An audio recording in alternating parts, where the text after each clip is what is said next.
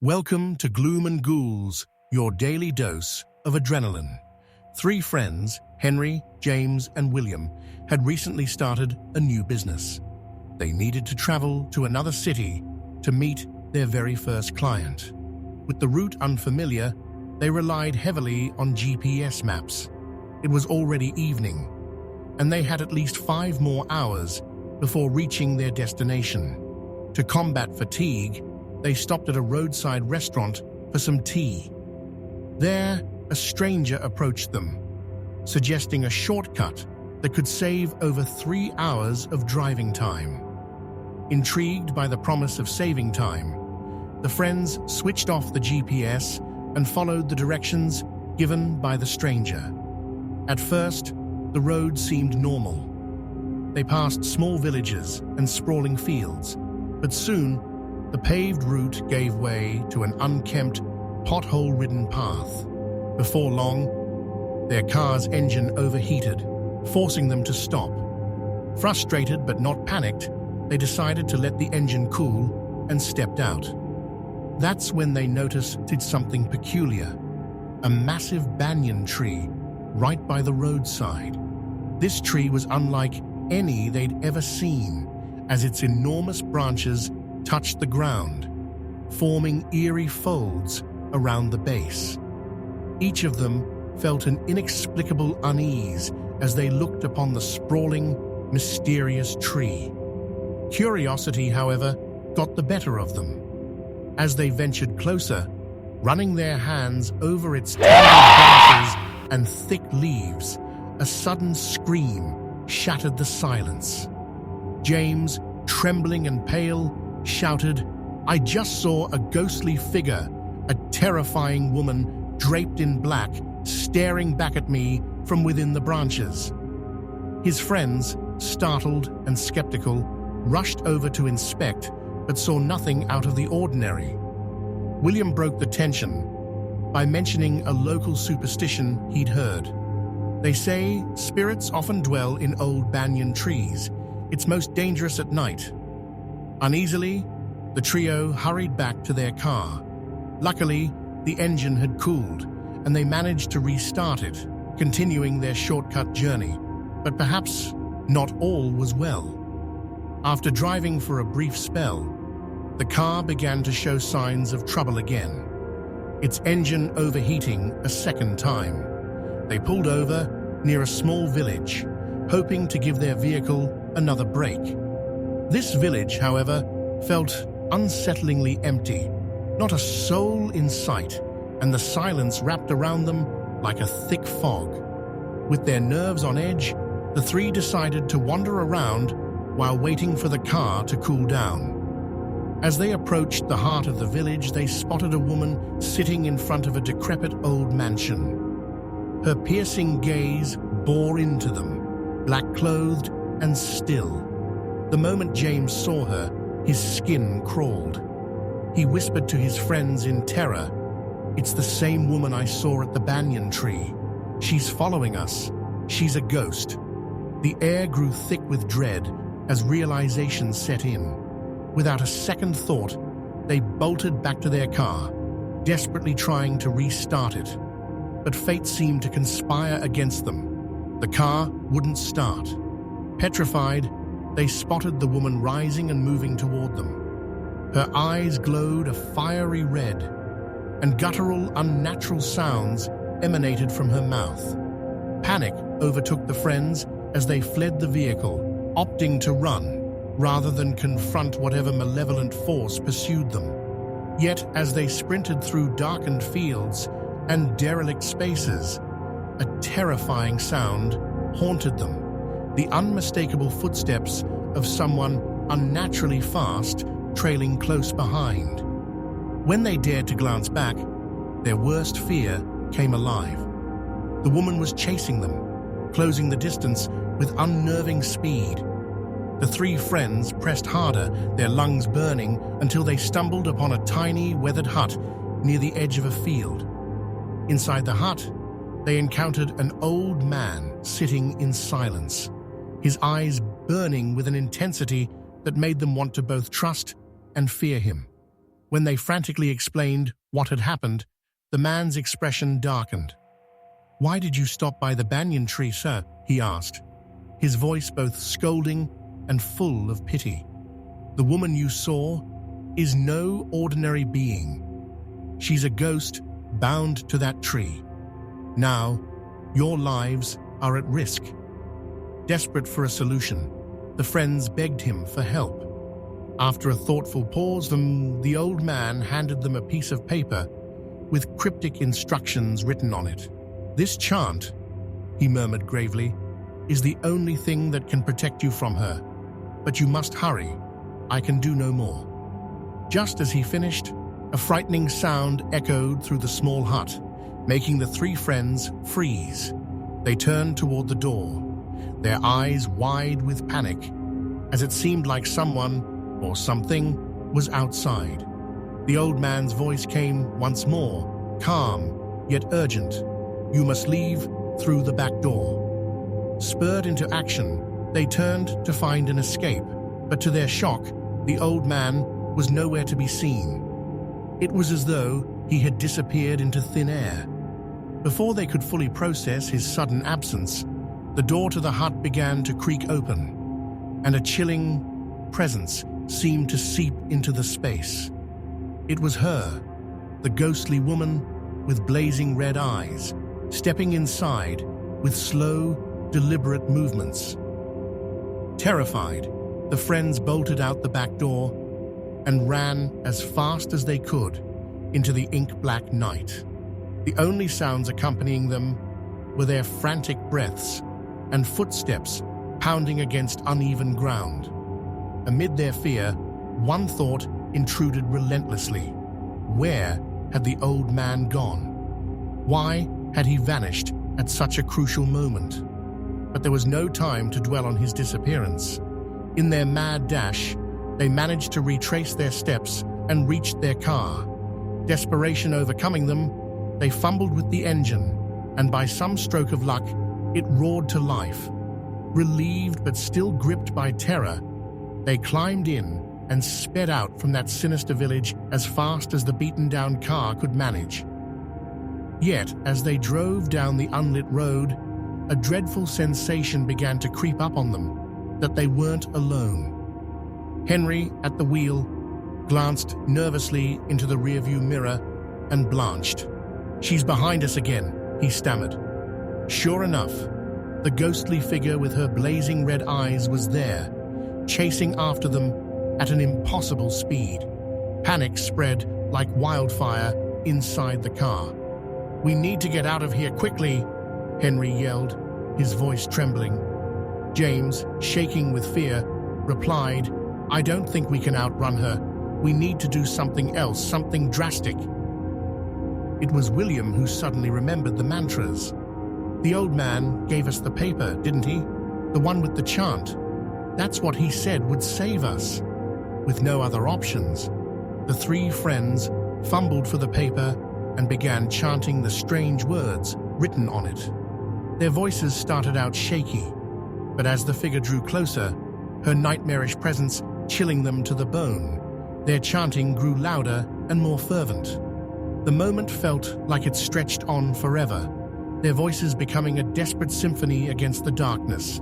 Finally, as their voices reached an almost frenzied pitch, the ghostly woman let out an otherworldly wail and vanished, dissolving into the emptiness of the night.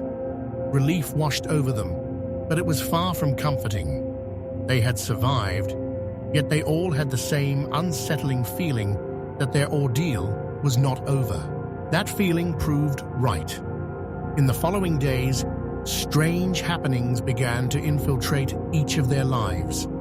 Henry's nights were plagued by vivid, haunting dreams of the woman, standing still but staring at him with those piercing, inescapable eyes. James began hearing eerie sounds within his home, whispers and unearthly noises echoing through the halls while he was alone. And William developed a gnawing sense of paranoia, as if an unseen presence was perpetually watching him from the shadows. The unsettling incidences came to a horrifying head one day, while all three were together at their office. As they sat working, a blood-curdling scream erupted out of nowhere, freezing them in place. Before they could react, the lights began flickering violently, and the objects around them seemed to come alive. Desks shuddered, chairs rolled across the floor on their own, and papers swirled in a sudden, inexplicable wind. Though every window was shut, the room felt like it was in the grip of a storm. Overcome with dread, the friends instinctively ran toward the door to escape, but a deafening slam trapped them inside. The door refused to budge. Their panic was heightened by the sound of a spectral whisper, low, guttural murmurs that seemed to come from everywhere and nowhere all at once. Suddenly, a chair flew across the room with force, striking James squarely and knocking him to the ground. Blood trickled from a gash on his forehead as the terrified friends pieced together the pattern. When they were apart, the ghost tormented them individually but caused no harm. Here, together, her wrath had grown far more aggressive. She was now actively trying to hurt them. It was William who pieced it together aloud. When we're alone, she scares us. When we're together, she's trying to kill us. As if in response to his realization, the temperature in the room plummeted, and the ghost emerged fully before them. Her terrifying visage was more harrowing than they could have imagined. She was both tangible and spectral, hovering inches above the ground, but emitting an aura of unstoppable malice. Filled with desperation, the friends did the only thing they could think to do. They began chanting the mantras once again, filling the room with their voices, louder and louder with each passing second. The ghost screeched, her form shaking violently in reaction to the chants. With every breath they had left, the friends pushed their voices to the limit. Finally, unable to endure the sacred sounds, the ghost let out a warped, ear-splitting cry before rupturing into the air, her presence dissipating entirely. The storm around them ceased, and the room fell silent. But the silence did little to comfort them. They had survived, but at what cost? Shaken to their core, the three friends realized their ordeal wasn't over. They decided to seek out the old man again, the only person who seemed to know the truth about this sinister presence. Returning to the desolate village, they searched tirelessly until they found him. When they confronted the old man, desperate for answers, they demanded to know why he had disappeared so suddenly that night. His reply was cryptic and unsettling. Some secrets can never be revealed. He then shifted the conversation, asking how they had dared to come back. With a resigned look, the old man confirmed their worst fears. "The ghost is still following you," he said gravely. "These terrifying entities live in desolate places, hiding their presence from the outside world. If anyone sees them, they haunt that person relentlessly, making their life a nightmare, or worse, killing them, to ensure their secrets remain safe." The three friends felt a chill run down their spines as the old man explained that the mantras he had given them earlier were only a temporary measure. "Those chants can keep the ghost at bay for a short time," he warned, "but now that it has infiltrated your lives, it will not rest." The old man's warnings became darker still. He revealed that in a few days, the new moon would occur, a night when the ghost's power would be at its zenith. "On that night," he said, "the mantras I gave you will not work with the same potency. You'll need something stronger." With that, he handed them an ancient, weathered book. "This book contains more powerful mantras," he continued, "but these require discipline, and you must chant them regularly to avoid falling victim to her wrath. Grateful but terrified, the three friends took the book and began preparing for the new moon night, knowing it could determine their very survival. When the fateful night arrived, the three friends sought shelter in a temple. Accompanied by a renowned priest, they chanted the powerful mantras continuously, refusing to let fear or fatigue break their focus. The hours stretched on, each second saturated with a quiet, dreadful anticipation. Yet as the night deepened, something extraordinary happened. Nothing terrifying occurred. The ghostly figure, once so relentless, was nowhere to be seen. It was as if the temple walls and their tireless chanting had formed an impenetrable barrier of protection. For the first time in weeks, the three of them felt a fragile semblance of safety. In the days that followed, their lives began to return to a cautious normalcy. The oppressive sense of dread that had hung over them started to lift, but they remained vigilant. They continued reciting the mantras from the old book as part of their daily routine, refusing to underestimate the ghost's power ever again. They understood now that their lives had brushed against a dark corner of the supernatural, a place that many would never believe existed. The three friends learned an invaluable lesson. Some mysteries of the world exist beyond the bounds of human understanding, and when confronted by such forces, preparation is their only defense. Though they tried to move forward, none of them ever forgot the massive banyan tree or the ghostly woman whose wrath had uprooted their lives. For Henry, James, and William, the scars of their encounter were a haunting reminder of humanity's fragile place in a world filled with both the known and the unknown. If this tale sent shivers down your spine, you'll want to stick around for more chilling stories like this.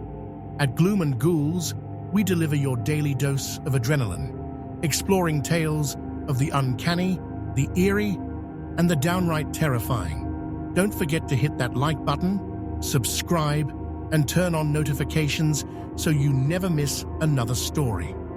And if you have your own spine-chilling experiences to share, tell us in the comments.